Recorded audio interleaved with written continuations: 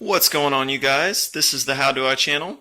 Today what we're going to do is we're going to be looking at how to check our fluids in our vehicle. Something that all of us should do. Typically at least once a week. I would recommend once a day before driving. So all you need to get started is a paper towel and just a moment of your time.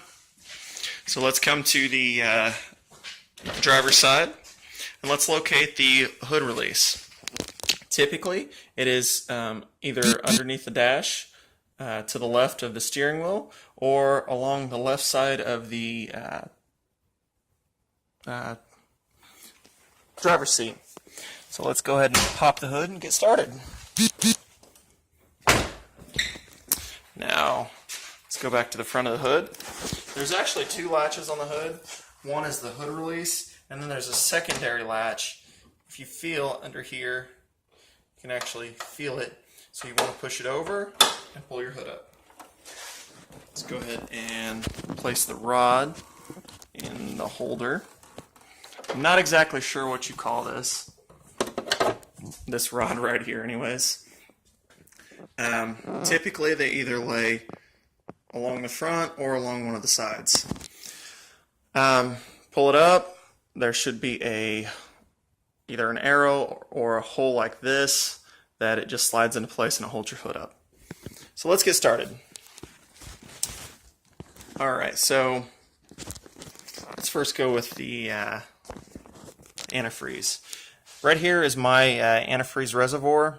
There's actually a marker on the outside of it, considering it's clear, right here that shows me that where the antifreeze needs to be, which in my case it's full, so I don't need to mess with that.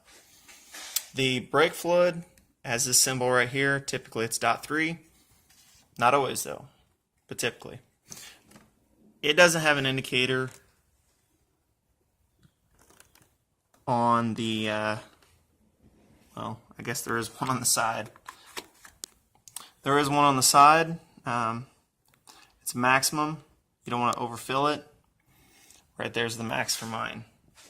Which mine, it looks like it's just a little bit low, but that's fine. Come over to the power steering fluid. This is the symbol for the power steering. It looks like a steering wheel with, it looks like waves. So what we want to do, we want to unscrew this cap. Mine has a little dipstick on the cap itself. If you look, you can actually see that it's full. And you can see the grooves on there. Last but not least, if I can get this back on there. Last but not least, we want to check our oil. This right here, this cap right here with the oil sign, this is where we would add oil if we needed to add oil. This right here is our dipstick.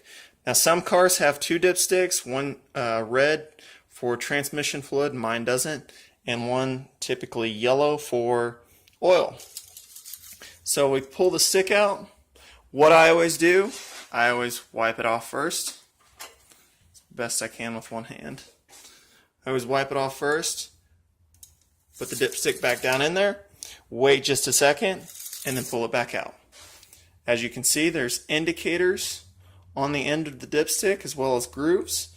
It should be up to the fourth. Mine looks like a little bit, looks like it's a little bit low, probably about a half to a quarter of a quart, somewhere in there.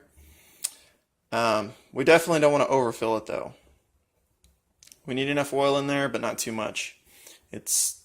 I've heard that it's just as bad as not having enough oil in there as opposed to having too much. Let's put our dipstick back in there. And that is it. That's how you check your fluids in your vehicle. If you like this video, like the channel, or like the video and subscribe to the channel. Thanks for watching, guys.